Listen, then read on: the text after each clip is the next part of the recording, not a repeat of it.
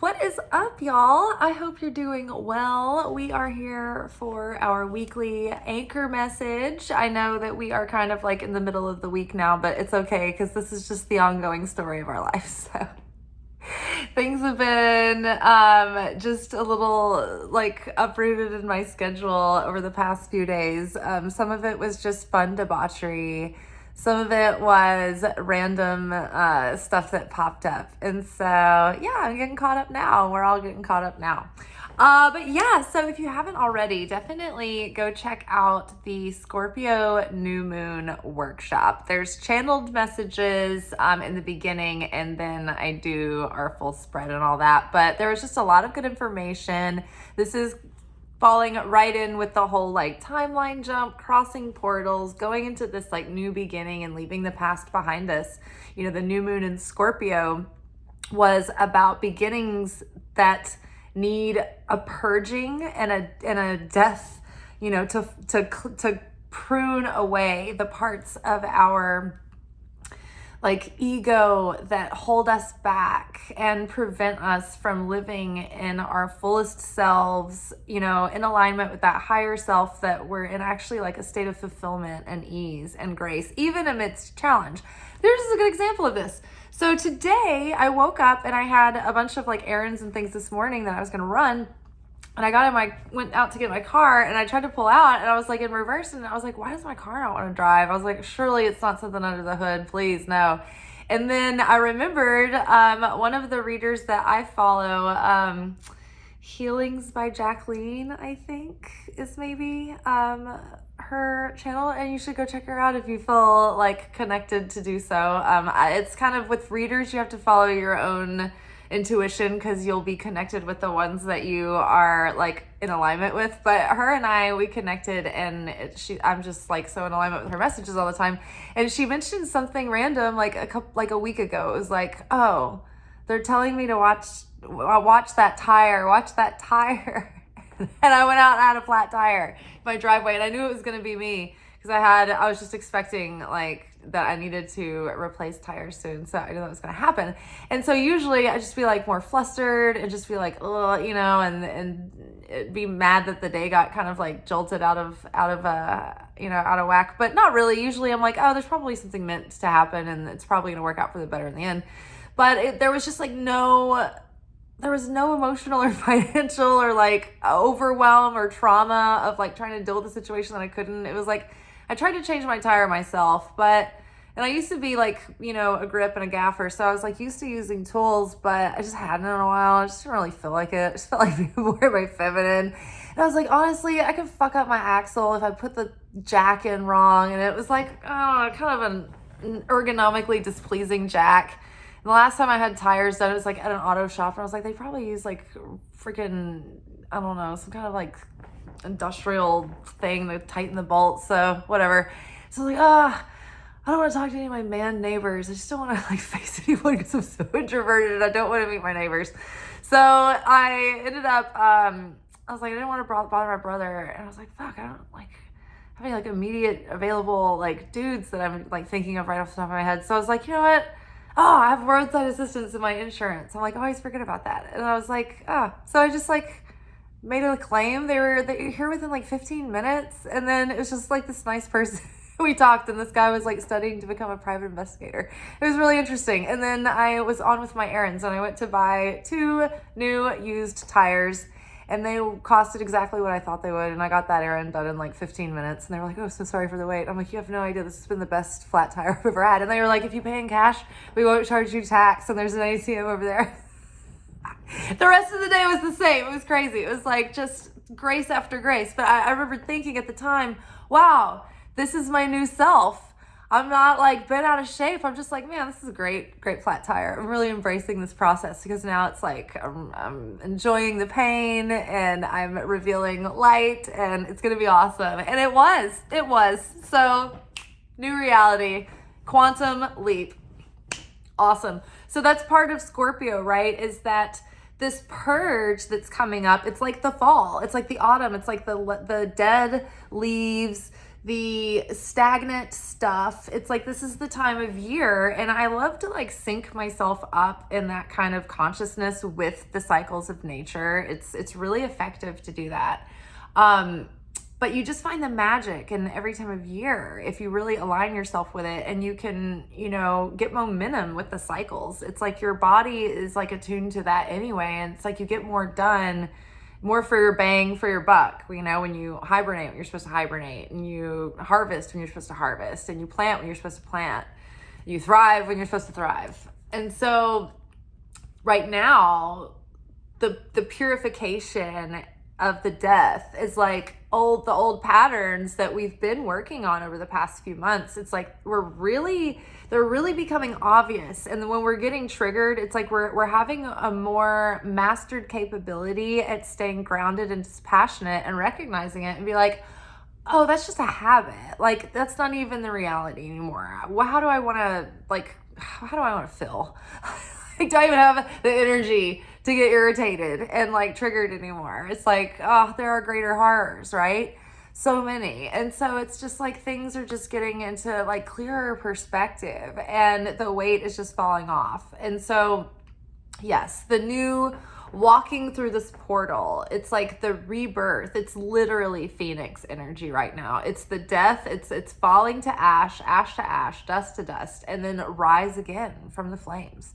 So having said that, from the wild unknown archetypes, and if you're new here or recent joiner to the channel, on Sundays I do the energy oracle forecast, and it's the like spiritual energetic weather of the week.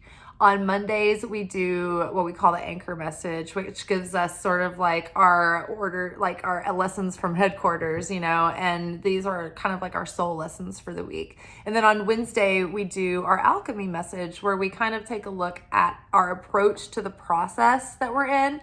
And then Fridays just happen to usually be a reflective message for the weekend. So anywho, from the wild unknown archetypes, we pulled the temple, followed by the creator, followed by the pilgrim. I love these. So right now, since we've had the new moon is the seed level energy of the entire month. And when I say it's the seed level energy, it's like the flavor of that energy is in the seed. It's like the variety of whatever you're planting, right? And so the whole month is going to have an essence of that in it. When we talk about how whatever we start doing, like we need to be aware of the seed level of consciousness that we're in when we start doing things, or when we put our hands to action, it's like we need to be careful about what our energy is and our consciousness is in that moment, and where our heart's at, because that is being transferred into what we're doing, whether we're conscious of it or not, whether it's connected or not, right? So we are in the seed level stages of the new beginning for the quantum leap timeline jump for the next 6-month cycle, because we just finished our eclipse season. So this is the first new moon setting out into the next chapter of the next 6 months that we're going to be creating from this long 6-month cycle. But it's also, so it's like the seed level of the month, seed level for the 6 months, but it's also the seed level of like the huge, like new beginning, new life story, where we're really rewriting the script for ourselves. I love the metaphor of like thinking of ourselves like a Netflix series, and it's like Us, the series, but it got canceled like last year. And so the writers have been in the writer's room, and now the new series is launching, and it's like a lot of the same characters, a lot of the same themes, but the old like canon of the old storylines don't apply anymore. Like the old character dynamics don't have to play. Like there's no rules now. It's like we can totally rewrite. We don't have to go forward based on the old patterns and the old belief systems and the limiting beliefs and the old insecurities or whatever, neuroses or grudges or, emotional baggage that we've carried around from before. It's like we can let it all go, and we don't have to have those same motivations in our character moving forward, right? There's going to be new characters coming in and new dynamics with the characters that are here and new scenery and new experiences, right? So it's like, what seed level of consciousness are we going to be having this rebirth with? So now we can be more in alignment with embodying that higher self and choose with free will and sovereignty and actual consciousness. Okay, seed level thinking. What am I beginning my story with? What is the flavor? And I also like to compare it to like making a pot, like a Cajun pot or a stew or a soup. You start with, sometimes you brown your sausage first, but let's pretend that we're not doing that. Let's pretend we're starting with the mirepoix, and you have to cook the onions down without even browning them. So think about when you burn something in the beginning stages of making the flavor base of that soup or pot, it like gets into the whole thing and the whole thing is ruined. So if you are in a crusty state when you're creating right now, or if you're still mentally lingering too much and obsessing over the past, it's like when it's coming up now, it's functional to like be like, oh, okay, I see this, I recognize this. I can observe this without getting caught in the story. I don't get caught up in the drama anymore. I don't let it affect my feelings and my mood and like distract me, from what I'm really intending and focusing on. What we want to do instead is recognize how we can transcend and evolve that and heal it, right? And not, keep going through a process. Now, this is assuming that you have done work on this healing work. A lot of people have had sudden things end that were going on for a long time and are only just now ending. So your process, like, you don't want to bypass that. But also just bear in mind, it's like you don't have to stay past the season. We're done with that. It's like we can process things more thoroughly now because we've up leveled. And so it's like you don't want to bypass. You want to get into the process and you want to unpack it. You don't want to rush it because it does take a while. It takes a while to heal your nervous system. It takes a while for the subconscious to feel safe to start revealing, things to you gradually over time. And you need to have time to reflect and get hindsight and perspective on that and then embody before you want to rush forward. However, it's like you don't have to wallow in despair, or completely resign, to despair or lose hope or, throw in the towel for the rest of your life. Like, you don't want to get in cycles of mourning and stuck there either. Because looking and staying in the past, it like prevents us from being in the present. It keeps us frozen and it keeps us from moving forward. And if we're too obsessed with the future, then we're not grounded in the moment. And whether or not we're happy or anxious, obsessing over the future, we're not applying that energy and focus to what's going to create that future, which is now. So using this as taking this time seriously and sacredly, the temple and the pilgrimage. It's like this mundane, even the mundane, find the sacred in the mundane right now. It's important to do that because it's so easy to get caught up in all the appointments and errands and, rat race of life and just lose all connection to source because you don't have time to do that, connect and get that spiritual nourishment and guidance.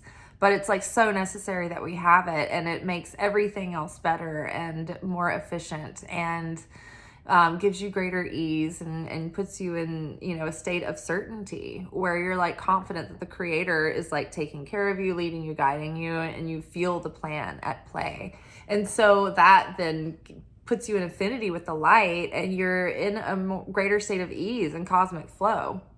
So really, even when you don't have time to give, huge amounts of time to sacred ritual time, you can do it in small morsels through the day, like a quick prayer, or a little, quick meditation here and there, or just,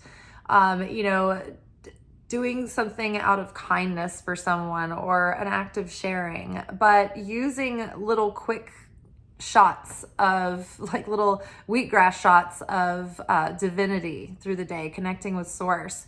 And it's not, you don't even always have to take from source. Sometimes if you're a channel for the light's passing through you and it fills you. And if you're sharing, that gives you more energy, especially if you don't feel like it.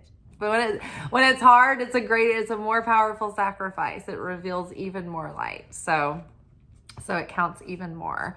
So don't, and also too, I mean, life is it's not all the peaks and valleys and drama of the Pentecostal inebriation of the temple, of that reverence. The reverence shouldn't be outside of us. It should be in the wonder and awe within us throughout our mundane daily life, because that is life. Life is Act 2. It's not the fun and romance of Act 1, and it's not the exciting culmination of Act 3 for most of it. It's Act 2. It's the long slog through the confrontation.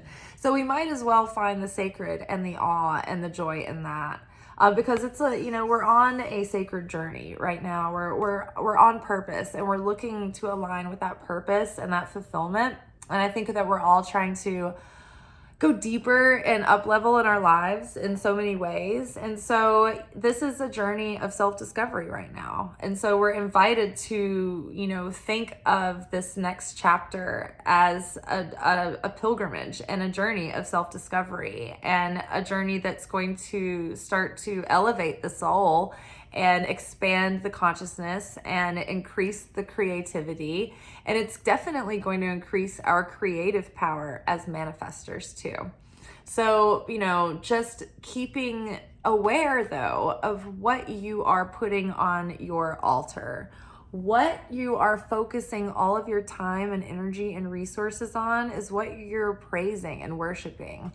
Whatever you are reacting to and for, that's what you're serving, right? So I always like to think about that. If I am in constant response mode to my fears, and when my fears hit me and I jump, when they say jump, I jump, and when my fears snap their fingers, I say like, how fast, if you're doing what your fears tell you to, then you're a servant of fear, and you're a servant of the opponent, because you're falling into his game, and you're spinning your energy the way that she, both the masculine and feminine energies of the opposing force are always trying to spill your energy out and waste your energy so they can take it for the, alchemical battle for power of light and dark, right? Of creation and obliteration, right? So, focus is sacred, is key, just as I'm like losing focus. Pilgrimage. Is there something else I wanted to say about the pilgrimage? Creator and pilgrim. Yeah, just that this is a sacred moment to really create with intention, the kind of story and life that we want to do and build and create and live in and experience going forward. So just enjoy that and do it playfully and with passion and without being in a hurry. The only urgency that you have is to turn inward and connect with source, to get guidance from source, because that's going to put you in the most fulfilling direction and the direction that's going to elevate you the most and unfold your soul in the greatest way. It's not always the easiest, but it's definitely the most. It's definitely the most. So underneath Temple, we have Page of Wands. And this Page of Wands is like this new surge of youthful vigor to go after what we want and to go deeper into the inner work of self-discovery and be excited and curious and have a sense of adventure as we go forward on this outer path of journey to self-discovery. And so it's an inner journey as well as an outer journey. If you go to the Robcast, Rob Bell has a podcast called the Robcast. And man, I don't know which episode it is, but there's one where there's a writing professor, or she's some kind of writing professional, and she's there talking about the hero's journey, but it's the episode is probably entitled something about the heroine's journey. And so we're all very familiar with Joseph Campbell's hero's journey, about the hero getting the call to adventure and going out into life and, meeting these experiences and, facing their, opposer and taking the boon and going back to the village with all this new knowledge, right? But they don't really talk about the heroine's journey, which is the divine feminine. It's the inner journey. It's the subplot that the hero goes through, where it's the inward journey of self-discovery and emotional growth and healing and psychological, expansion and healing and elevating and consciousness elevating. And so that's interesting too. And I think that that's at play here. It's like there's an outer adventure and journey starting with all kinds of new experiences and opportunities, but there's also a new inward journey starting, which is also echoed with and emphasized with the Pilgrim card. And then under Creator, we have the Star. So super exciting there. So I feel that like there's so many things that are healing and coming back into balance and more like justice in our life. And so Venus is in the sign of Libra right now. So that's bringing balance and justice, right? It's evening things out. It's making things more pleasurable and secure and beautiful. And when I say justice, I'm referring to the Hebrew meaning in the Old Testament, where it meant if something was like a just kingdom, that meant that there was enough to go around and everyone was taken care of and everyone was kept at a certain level, a base level, and that, everyone was maintained, their needs were met. And so that meant that there was mercy and balance in the kingdom. And so I feel that things are just coming back into balance. And so many of the areas of our life are having like these major healings and, major turnarounds. And so this is opening us up to like epiphany and revelation and, new consciousness, but also like major goals and dreams coming true and, aligning with our purpose. And so it's like we can create with purpose right now, knowing that. It's like direct that energy. It's such raw untapped power that you can direct towards your manifestation, your creation, if you're, co-creating with divine. And underneath Pilgrim, we have King of Swords. So this is really just getting like super, like having a lot of clarity and, cutting through all the BS, having the wisdom and taking that authority over your life, like, and then the spiritual authority over your life too, and the consciousness authority. It's like you've like mastered the realms of the mind. And so you have clarity around your ideas and you're decisive and you can take leadership in your life. You can take, the steer, you can be the captain of your own ship kind of thing. It's like you know where you're going and you know what to do and you can execute and make your moves, right? This is, a king that's very intelligent and strategic, and a lot of times is like to do with like positions of power and authority and leadership and governing, so it's like you're directing your own inner growth, your own journey, right? It's like no one can tell you what to do and where to go because it's unique to you. And so you have to take authority over that and embrace this pilgrimage, in this next level on this next leg of the path. All right, you guys, I think that is all for now. I think if I have enough energy after I edit this and get it uploading, I might also do our manifestation oracle reading for the week. Like the focus is dissipating, as you can see. I can't make any promises, but I'll do my best. Ciao.